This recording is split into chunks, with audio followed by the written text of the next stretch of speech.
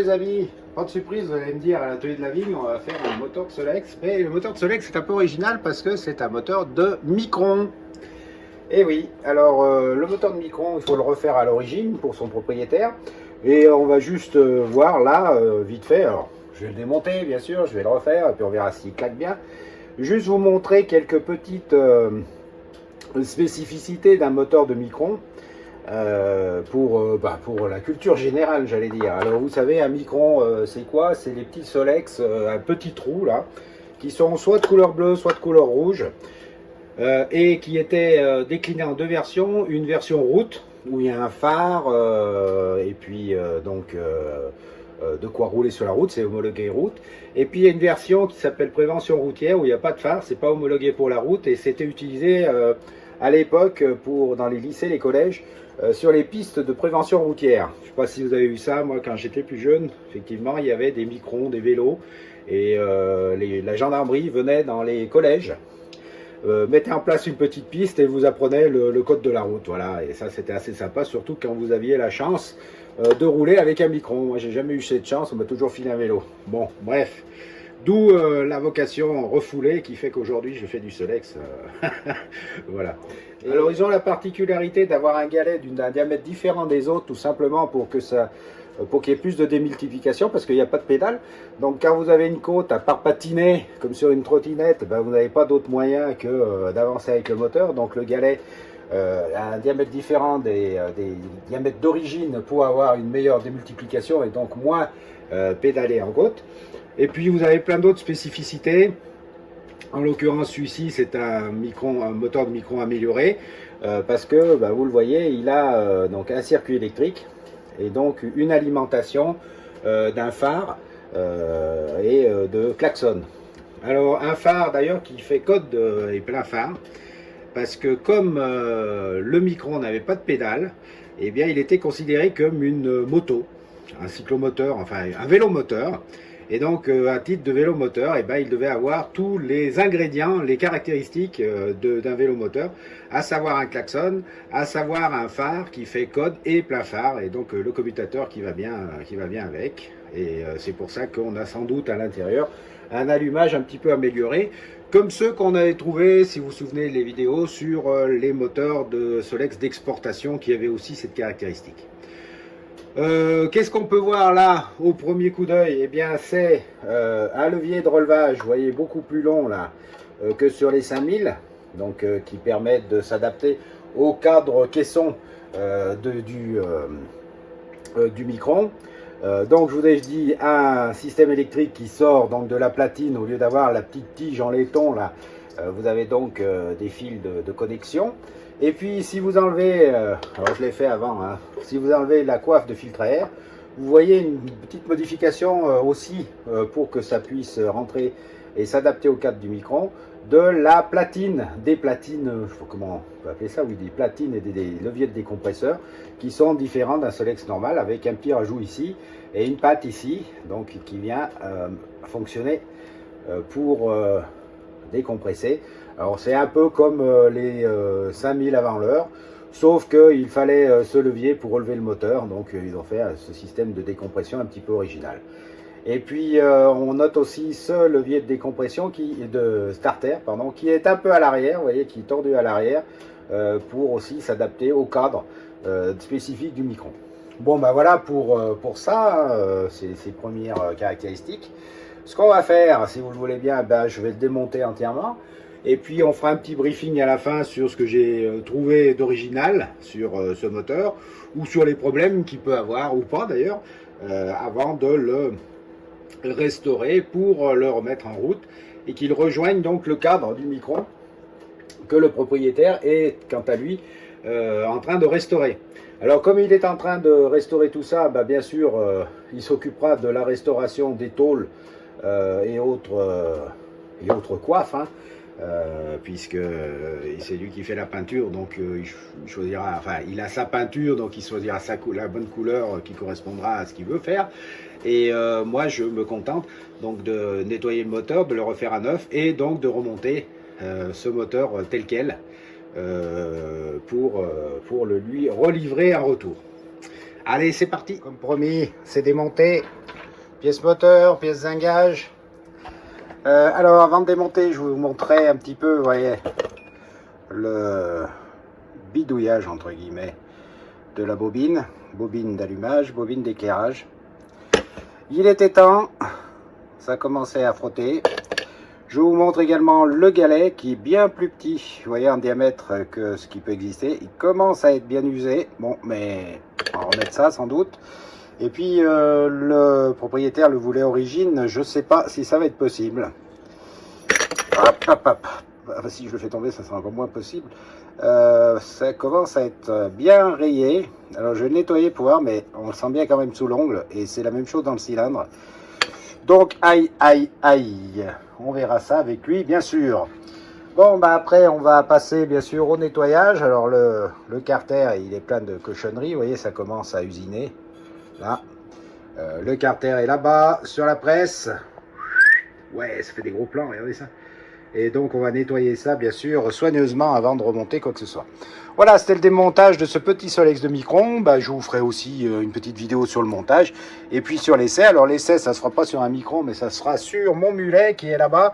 Ouais, on refait un zoom là-bas.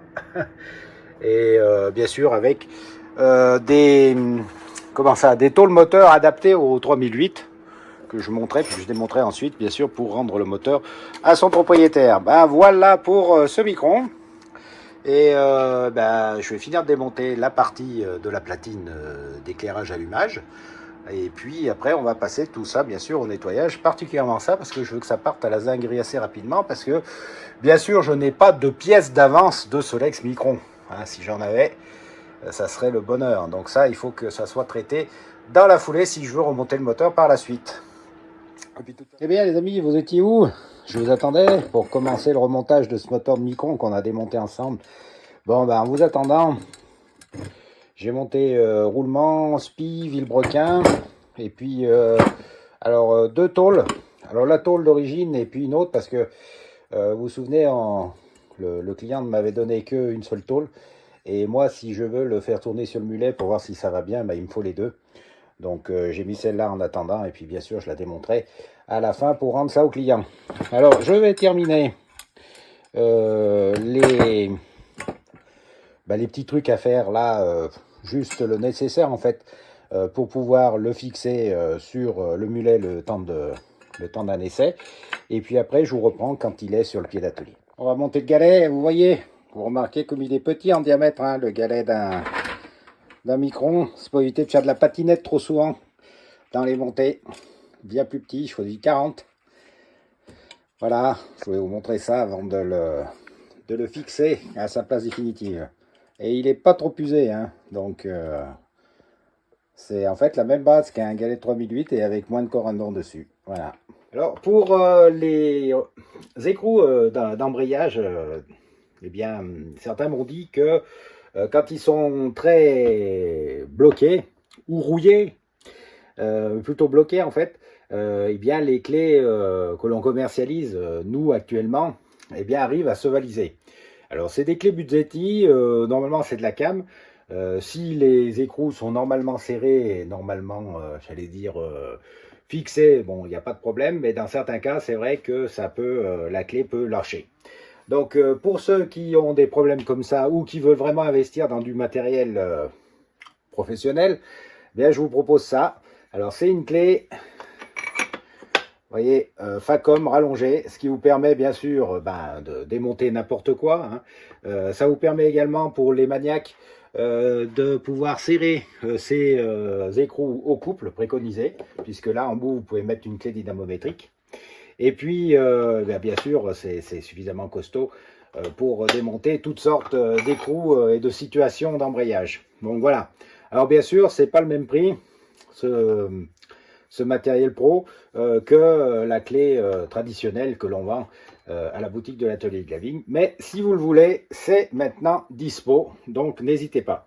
Alors, si vous le voulez, c'est dispo à la boutique. Et ben moi, du coup, ça va bien parce que ça va parfaitement sur ma clé à choc. Et je peux dévisser et revisser en approche, en tout cas, sur les moteurs. Mais là, ça fait un peu James Bond, vous voyez, le le PPK et le silencieux. Voilà, bon, et ben je vais mettre l'embrayage et je vais serrer bien sûr l'autre écrou et je vous reprends ensuite. Ça bien sûr ne dispense pas, comme vous pouvez le voir, d'utiliser le centreur d'embrayage pour terminer votre serrage avec la clé Facom. Hein.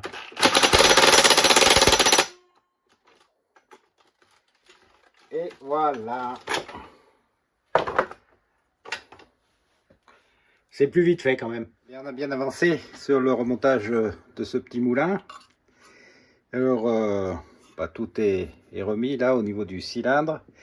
Et puis la particularité là du décompresseur, vous voyez, le levier de relevage est spécifique avec un petit tige là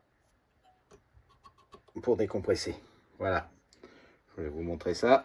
Je vais finir par monter la pompe et puis je ferai le test d'étanchéité avant bien sûr de monter la pipe et le carburateur et bien sûr de faire les premiers tests. J'ai remonté la pompe à essence et j'ai mis le testeur de fuite. Alors c'est comme ça qu'il faut tester le moteur, avec tout monté et aussi la pompe à essence. Alors pourquoi? Eh bien parce que ça va vous permettre de voir en fait toutes les prises d'air et éventuellement aussi une pompe qui ne marche pas ou qui fonctionne mal. Alors la première chose à faire, on va gonfler un petit peu. Alors avec cette pompe, hein, c'est le plus facile, on tient un peu en pression. Il y a toujours une fuite, hein, faut pas vous inquiéter, c'est pas une chambre à air. Et après, on va voir si ça tient en pression ou pas. Si vous sentez que ça ne tient pas en pression, eh ben, on va pulvériser un petit peu partout où il pourrait y avoir une fuite. Alors, il peut y avoir une fuite par ici au décompresseur ou à la bougie. Il peut y avoir une fuite au niveau du joint de culasse. Il peut y avoir une fuite au niveau du joint d'embase. Il peut y avoir également une fuite au niveau des goujons ici de moteur. Il peut y avoir une fuite au niveau des vis de carter et du carter lui-même. C'est pour ça que derrière les vis de carter, il y a des petits joints cuivre. Ça permet aussi de limiter les prises d'air. Et puis, il peut y avoir aussi une fuite à la pompe à essence. Et bien sûr, au trou de pige. Alors, la pompe à essence, tout simplement, si vous gonflez le moteur par là et que ça fuit à la pompe à essence, c'est que vos billes à l'intérieur sont coincées ou que la membrane est morte et l'air passe dans le mauvais sens, donc l'essence aussi va refluer. En fait, là, normalement, quand vous mettez sous pression, la pompe à essence doit rester étanche. Et puis, naturellement, si vous n'avez pas refait le bas moteur ou si vous l'avez refait et vous n'en êtes pas sûr, il peut y avoir une fuite ici au niveau du roulement et du joint SPI. Voilà, alors il y a tous ces petits endroits à regarder. Je récapitule peut-être hein, pour que ça soit précis. En haut, décompresseur, bougie, joint de culasse. Plus bas, le joint d'embase, les goujons de fixation du moteur, le joint de carter, les vis de fixation du carter. En dessous, le roulement du côté vilebrequin et le joint SPI. À l'avant, la pompe à essence. J'oublie bien sûr aussi la possibilité d'une petite fuite ici au niveau du filtre du joint de pipe d'échappement, mais on va pas trop en tenir compte ici parce que c'est là que vous mettez sous pression et c'est pas le carburateur parfaitement appliqué comme vous l'avez fait. Dernier oubli aussi, ça peut fuir aussi par la pige de calage ici si vous avez mal remis en fait votre joint, votre rondelle de cuivre derrière, ou si la rondelle de cuivre vous l'avez réutilisé plusieurs fois. Voilà. Alors on met la pompe sous pression, on l'installe et on pompe. Voilà, déjà là on voit qu'en pompant, la pression monte et se stabilise. Je ne sais pas si je vais vous montrer. Voilà, vous voyez, une petite fuite, on l'entend, mais je sais où elle doit se situer. Elle peut se situer soit là au niveau de la valve parce que c'est jamais bien étanche, mais ça c'est du coup c'est pas très grave. On va vérifier s'il n'y a pas de fuite au niveau de la culasse. Et bien là, voilà, tout à fait une chose que vous pouvez voir. Voilà, je vais gonfler. Vous entendez l'air. Et vous voyez qu'il y a une fuite au niveau de la bougie qui n'est pas assez serrée. Donc là, on va bien sûr serrer la bougie. Bon, les amis, j'ai rangé mon testeur. Il n'y a plus de fuite, la bougie ne fuit plus, impeccable. Donc là, il ne devrait pas y avoir de prise d'air. Alors, si vous voulez monter une piperie sur un micron, il faut faire très attention. Il faut vérifier soigneusement le réglage de la hauteur de la pipe. Pourquoi? Parce que vous avez un système de décompression différent des autres Solex, là, vous voyez, qui rehausse un peu la cloche. Donc, il ne faut pas le visser à fond, hein, votre carburateur. Il faut lui laisser un peu de marge pour que lorsque vous allez placer votre cloche, eh bien, ça puisse aller parfaitement ici, sans bien sûr appuyer sur le levier de décompression. Sinon, bah, votre moteur ne va jamais marcher. Donc, moi, ce que je vous conseille, c'est de monter à blanc, de vérifier la longueur. Là, vous voyez, j'ai mis du blanc pour savoir jusqu'où je pouvais l'enfiler. Et ensuite, de la coller et de la positionner. Voilà, c'est le plus facile pour les microns. Alors, pour les autres, c'est pas très utile. Mais pour les microns, avec ce système, c'est essentiel. Voilà. Donc, une fois que ça c'est fait, eh bien, je vais continuer à monter le reste, à savoir, ben, là, il va manquer les différentes durites. Et puis, je vais monter le réservoir. Alors, il m'a fourni un réservoir neuf. Pour les essais, comme vous savez, habituellement, je monte toujours un réservoir usagé. Comme ça, si je l'abîme pour une raison ou pour une autre, eh bien, je ne me mords pas les doigts. Ben voilà, il est monté avec son vieux réservoir. Tout ça, alors il y a juste une chose que vous avez sans doute remarqué, je ne l'ai pas encore monté, c'est le levier de relevage. Je le montrais en dernier tout simplement parce que sur le mulet, c'est un Solex ordinaire, il risque de buter contre la fourche, donc c'est pas la peine que ça s'abîme. Donc on va simplement le tester comme ça.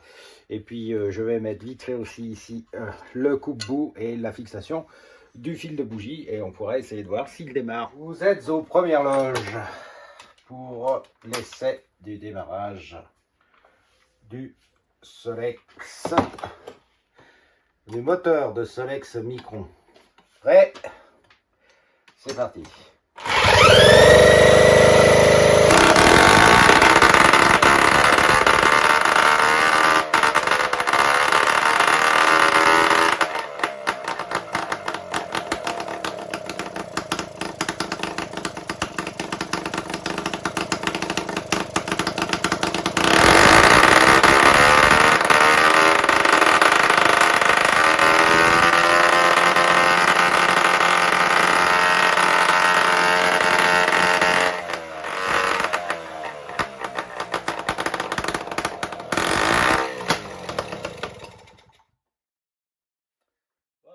Alors, toujours des petites au niveau du rupteur. Donc, je vais encore nettoyer tout ça.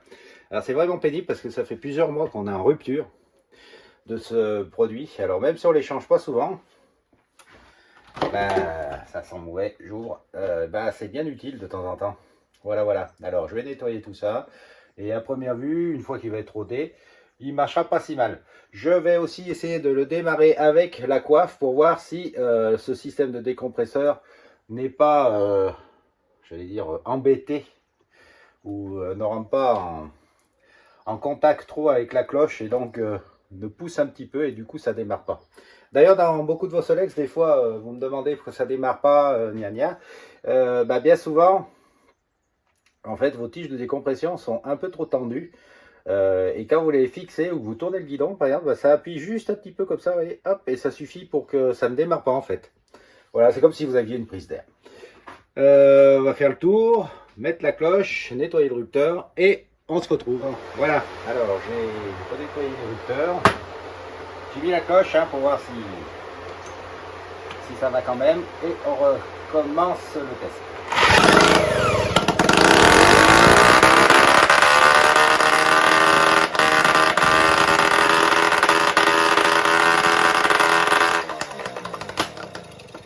Bon, ben, essai concluant. Alors, ce que je vais faire à présent, je vais monter sur le mulet pour lui faire le traditionnel test 40 minutes à feu doux et 40 minutes à donf.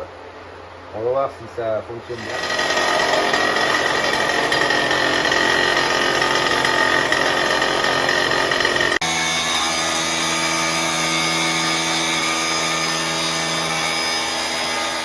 les amis, vous avez vu que ce petit moteur Micron marche très fort. Très fort. Il a été même un peu fort au ralenti. Je ne sais pas si vous l'avez remarqué, il a usé le pneu. Mais tout simplement parce que je suis un peu bonnet des fois. Comme je n'avais pas mis de ressort, là, de rappel, puisque le client m'avait fourni sans rien du tout, ben en fait le moteur n'appliquait pas assez contre la roue. Et du coup, le galet tournait un petit peu. Bon, ça c'est pas grave. Le pneu, de toute façon, c'est un pneu d'essai, il va être changé. Comme ça, après par contre, je l'ai essayé hors caméra en appuyant, donc comme s'il y avait un ressort sur la roue. Et là, bien sûr, l'embrayage fonctionne parfaitement et le galet ne tourne plus. Le dernier point, je vais changer. Il m'avait fourni un réservoir, je me demandais pourquoi, je sais. Ce réservoir, il a une fissure en bas et il fuit comme un panier. Donc je vais monter le nouveau réservoir, comme ça sera un moteur bien complet qu'il pourra retrouver. Allez, au boulot. Il a été remonté avec son réservoir neuf. Je lui ai mis le crochet de relevage et puis bien sûr le filtre à air et tout ça. Alors voilà, pour résumer, c'était un Solex, donc un moteur de Solex Micron. On a vu au cours de la vidéo les petites particularités de ce Solex. Il va rejoindre maintenant sa partie cycle. Il a été monté en 39.5 perf finition noire. Alors non pas pour faire un moteur performant ou quoi que ce soit, c'est que simplement le moteur d'origine avait eu un défaut de graissage. Et donc il était tout simplement HS. Même la bielle a été changée parce que justement c'est là que ça a commencé. Il y a eu sans doute un petit mauvais graissage qui a cassé donc des aiguilles de bielle et qui se sont répandues dans le moteur avec les dégâts que vous pouvez imaginer. Donc voilà, ça sera un Solex un peu plus performant. Ça évitera sans doute de trop patiner dans les côtes pour monter les côtes. Et maintenant, j'ai plus que donc à l'emballer et à le renvoyer. Eh bien, si cette vidéo vous a plu, n'hésitez pas à vous abonner. Passez chez la boutique si vous avez besoin de pièces pour Solex ou pour Mob. Et puis, si tout ça vous a plu, abonnez-vous et revenez voir nos prochaines vidéos. À bientôt.